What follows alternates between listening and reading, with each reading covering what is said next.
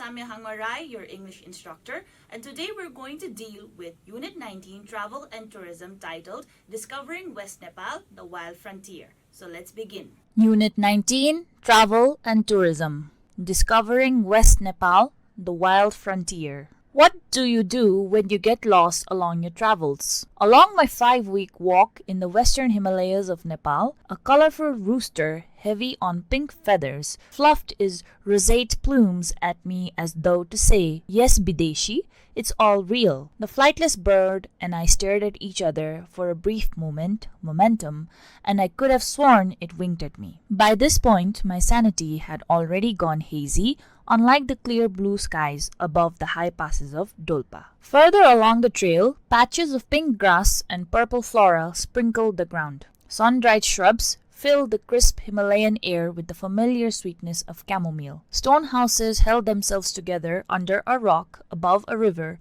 looking too crumbly to live in. But the inhabitants didn't seem to mind. I wondered how much more oddity hides and flourishes in West Nepal.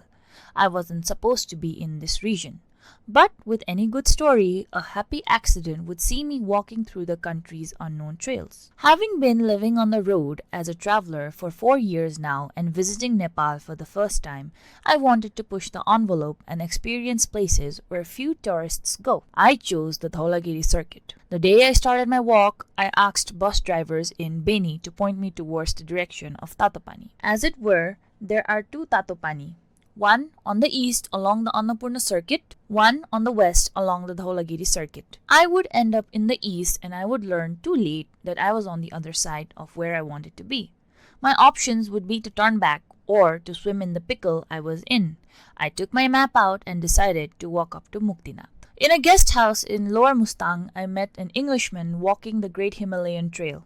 We exchanged stories over cups of hot Roxy to warm our cold selves, and after looking at his map, I decided to make a pilgrimage to Rara Lake. In Darbang, I stopped to resupply food and walked towards a village named Sibang, 15 kilometers further as the crow flies, but we are talking about the largest mountain of this planet.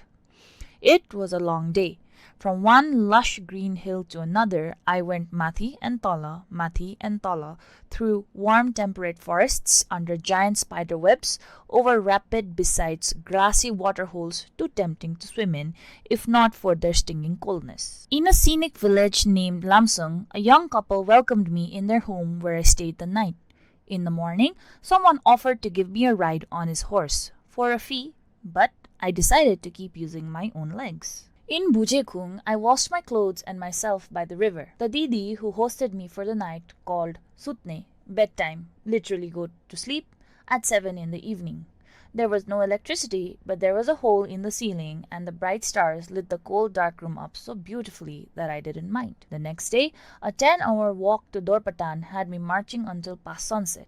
I had to take my shoes off to make a river crossing. I knew that the slippery rocks and angry glacial water were going to be a painful adventure.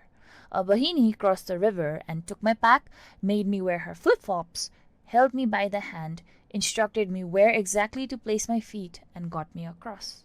Her girlfriends were all cheering. I said my tourist classic namaste, hugged them all, and moved on. When finally I found a base for the night, I was soon joined by the local politicians from Kathmandu who were on an official trip. The evening stretched as we all danced in the dining room, Nepali music on full blast. A village named Thankur had only 2 houses. On the way there, I had a mild heart attack as 3 large birds suddenly took flight from a tree next to the footpath. It was an arid region with not much life visible in the periphery, but these birds were large, shiny, and rainbow-colored. They were the national bird of Nepal, the Himalayan monal. That wasn't the last surprise for the day. The stars in Thankur that evening were blinding, the most brilliant I have ever seen this side of the globe. In Pelma, I met a Welshman who had been to Nepal 9 times. I met him again in Dule and we walked towards the Jangla Pass and to Dunai. The distance between the 2 villages was so long that we decided to camp halfway through the trail. I squeezed into the Welshman's tiny summer tent and attempted to sleep on 4,500-meter altitude. We laughed at the fact that no one else was insane enough to be on that mountain on a cold November night. Further west into remoter regions, school children led me to a village that sounded like Orta just after Sarmi. The village is built on brown rocks, houses stacked together with open free-fall decks. A family fed me, sheltered me, and walked with me the day after to show me a shortcut, a snowy pass towards Jumla. I walked for 5 hours in the snow and a further 3 hours in cold winds through ancient alpine forests and exposed mountain ridges. By the time I reached Jumla, I was ill with an unknown virus and a bad tummy. An American I met at a hotel gave me medicine. The pani puri at a local eatery also helped in my recovery. Once I felt well enough to carry on, I started walking towards Rara, through Kali Lagna and then Bulbule. In Kali Lagna, I was welcomed by a Didi who was picking the brains out of a sheep's skull. She said if I wanted to wash myself there is a bucket of water in the outhouse. I checked it out and the water surface on the bucket was frozen. Cracking it felt strangely satisfying and the pani underneath was surprisingly lukewarm. One more day, I whispered to myself. I was excited for the last push, thinking it would be an easy final walk. Of course it wasn't. To get to Rara Lake, I decided to take a shortcut and cross another pass. On the map, the trail to this pass was barely visible. The suggested route is a 25-kilometer walk. My chosen route was less than half of that. Oh boy. I walked through foot-deep snow for hours. My shoes and feet became wet, but the sky was blue and the sun was bright and the views were otherworldly, giving me enough to be cheerful about. Once I had reached the pass, I was in for a shock. The skinny cliff path was snowed in. There was a steep drop of 300 meters and I was on top of a 4,000-meter mountain. There was nothing to hold on to but loose metamorphic rocks. Grabbing the wrong one could be fatal. But turning back meant walking more hours and in the dark. Without tent and food, that option was only slightly more dangerous than crossing an icy cliff edge without ice axe and crampons. I dug my heels and hands in the snow, one frozen movement at a time, until I was on the other side. It was cold, but my adrenaline ran so high that I was sweating from the suspense. Imagine my relief once I've made it across all 4 cliff crossings. And so I arrived at Rara Lake alive and well, the biggest freshwater lake in Nepal. Himalaya was there, glistening in its dark blue glory, waiting for my arrival. The magnificent skyscraping pine trees decorated the ground with giant pine cones. Coots glided over the crystal clear water, occasionally diving under to disappear and resurface again. White peaks said hello from a distance. There were only 2 hotels in the national park, at least on the lakeside. It's strange to think that Feva Lake in Pokhara was once this quiet. Through a 5-week-long walk, I have covered a distance that totals up to 25% of the Nepal Himalaya via the lower Great Himalayan Trail, along with some funky detours. If I ever thought I knew Nepal and its cultures, the West shook that knowing.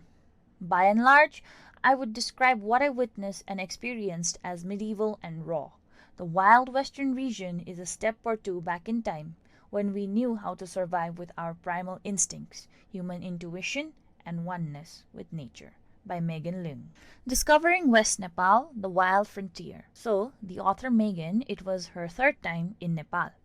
And in reality, she was actually supposed to go towards the Tatopani of Annapurna. However, when she asked at the bus stations, she was directed to the Dhaulagiri circuit. So, instead of going back, there was no option, hence she decided to go forward to Rara. So throughout her journey, she met many people along the way who had assisted her. With some, they helped her cross the river. Some gave her fooding and shelter.